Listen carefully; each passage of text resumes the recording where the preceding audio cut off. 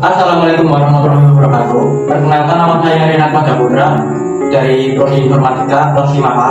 Kali ini saya akan review buku yang berjudul Belajar Coding Itu Penting di Era Revolusi 4.0. Buku ini ditulis oleh Yeni Mulyani, diterbitkan oleh Pustaka Baru Press dan diterbitkan pada tahun 2022. Perkembangan teknologi yang kian pesat membuat kita harus belajar banyak hal. Revolusi industri juga seolah-olah menuntut kita untuk memiliki beragam skill di bidang teknologi agar kita tidak ketinggalan jika ada pembaruan yang baru.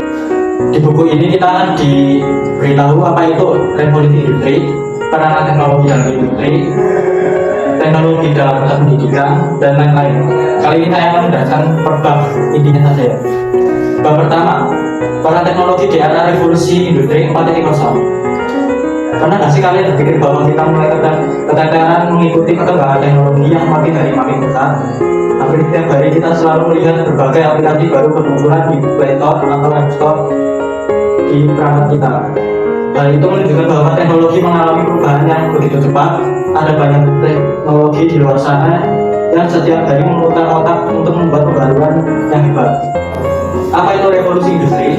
Revolusi industri adalah periode industrialisasi besar-besaran yang terjadi selama akhir tahun 1700-an hingga awal tahun 1800-an. Perubahan besar ini tercatat sudah terjadi 3 kali, dan bahkan sebentar lagi kita akan mengalami revolusi industri yang keempat yang akan melakukan perubahan dramatis, dimulai dari pertukaran data, komputasi awan, internet of things, kecerdasan buatan atau AI. Bab 2, teknologi dalam konsep pendidikan untuk menghadapi era revolusi industri 4.0. Di bab ini kita akan dijelaskan mengenai strategi pendidikan Indonesia dalam menghadapi industri 4.0, metode pembelajaran pendidikan dalam menghadapi era revolusi industri 4.0, keterampilan penting di era revolusi industri 4.0, dan mengapa data dan coding adalah modal penting revolusi industri 4.0, serta menghadapi era industri 4.0 perlu belajar coding. Lanjut di bab 3, coding jembatan mengenai revolusi industri 4.0. Di bab ini kita akan dijelaskan mengenai apa itu coding, konsep dasar coding, bahasa pemrograman, kategori bahasa pemrograman, benang merah antara coding dengan revolusi industri 4.0. Lanjut di bab 4. Bab 4 ini berjudul berkenalan dengan bahasa pemrograman dalam web ala generasi milenial. Di bab ini kita akan dijelaskan mengenai website yang harus diketahui generasi milenial, bahasa pemrograman yang populer, front end developer tampilan website yang menarik, dan framework untuk web yang diminati. Bab 5 berjudul generasi milenial kenal bahasa pemrograman Android. Di bab ini kita akan mengenal bahasa pemrograman untuk aplikasi Android, iOS, cross-platform untuk mobile, seperti JavaScript, TypeScript, C++, dan lain-lain. Bab 6, tool aplikasi pemrograman web terkini. Pada bab ini kita akan mempelajari tentang text editor, web browser, dan web server.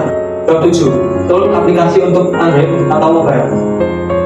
Tools yang dipakai untuk membuat Android, contohnya Android Studio, Android NTK, United 3D, Qt for Android, Xamarin, dan Eclipse. Lalu di bab ini kita akan mempelajari tentang framework populer untuk membuat aplikasi Android kekinian. Lanjut ke bab 8 ini berjudul website interaktif untuk belajar database.